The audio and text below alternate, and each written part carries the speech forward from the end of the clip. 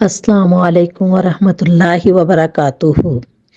نحمدہ نصلی علی رسولہ الکریم، اما بعد فاعوذ باللہ من الشیطان الرجیم، بسم اللہ الرحمن الرحیم۔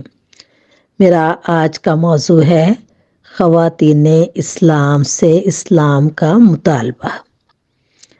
ہر دین کا ایک وصف ہوتا ہے، اسلام کا امتیازی وصف حیا ہے، اسے اختیار کریں۔ سرور کائنات حضرت محمد صلی اللہ علیہ وسلم کا ارشاد گرامی ہے، حیا ایمان کا ایک بنیادی شعبہ ہے۔ اس بنیاد پر فرمایا گیا، جب تم حیا کو کھو دو تو جو چاہے کرو، یعنی انسانی زندگی سے اگر شرم و حیا نکل جائے تو ایسی زندگی کی کوئی قدر و منزلت نہیں۔ اس لیے شرم و حیا اسلامی معاشرے کا لازمی جز ہے۔ ارشاد باری تعالیٰ ہے، اے نبی صلی اللہ علیہ وسلم، مومن مردوں سے کہو کہ اپنی نگاہیں نیچی رکھیں اور اپنی شرمگاہوں کی حفاظت کریں، اور اے نبی صلی اللہ علیہ وسلم، مومن عورتوں سے کہہ دو کہ اپنی نگاہیں نیچی رکھیں اور اپنی شرمگاہوں کی حفاظت کریں۔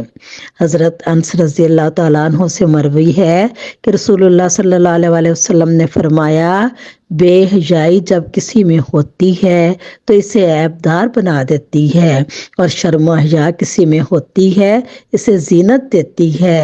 حضرت ابو ہریرہ رضی اللہ تعالیٰ عنہ سے روایت ہے کہ رسول اللہ صلی اللہ علیہ وسلم نے فرمایا، حیا ایمان کا حصہ ہے اور ایمان جنت میں لے جانے والا ہے، جبکہ بے حیائی ظلم میں سے ہے اور ظلم جہنم میں لے جانے والا ہے۔ نمبر 2، ارشاد باری تعالیٰ ہے، نگاہوں کی پاکیزگی، شرمگاہوں کی حفاظت اور سامان زینت کے اظہار سے بچاؤ کا سلیقہ اختیار کریں۔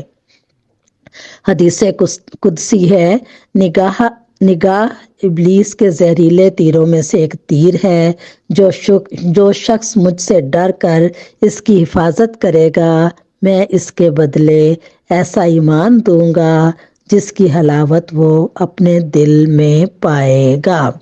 سورۃ النور میں فرمان الہی ہے، غیر محرموں پر اپنی زینت کی چیزوں کا اظہار نہ ہونے دیں اور زیورات کی چھنکار بھی ان تک نہ پہنچے۔ سورۃ الاحزاب میں مومن عورتوں سے خطاب میں ارشاد فرمایا گیا، تم اپنے گھروں کے اندر رہو اور بے پردہ ہو کر باہر نہ نکلو، جس طرح پہلے زمانے کے دور جاہلیت میں عورتیں بے پردہ باہر نکل کر گھومتی پھرتی تھیں۔ فرامین نبوی صلی اللہ علیہ وسلم ہے، عورت کا خوشبو لگا کر گھر سے باہر نکلنا بدکاری ہے، اور باریک لباس پہن کر نکلنا عریانی ہے اور دعوت گناہ ہے، اس سے اجتناب کریں۔ ہر آنکھ زنا کرتی ہے، اور عورت جب خوشبو لگا کر کسی مجلس کے پاس سے گزرتی ہے تو وہ ایسی ہے، یعنی زانیہ ہے۔ نمبر 5، اجنبی اور غیر محرم مردوں سے گفتگو کے وقت اپنے لب و لہجہ میں نزاکت پیدا نہ کریں۔ حدیث مبارکہ، جس نے لوگوں کو دکھانے کے لیے کوئی کام کیا تو قیامت کے دن اللہ تعالیٰ اس کے عیوب ظاہر کر دے گا، اور جس نے لوگوں کو سنانے کے لیے کوئی بات کہی تو قیامت کے دن اللہ تعالیٰ اسے رسوا کر دے گا۔ میری دلی دعا ہے کہ ہم سب اپنے پاکیزہ مذہب کے دائرے میں رہ کر دنیا و آخرت میں کامیابی حاصل کریں۔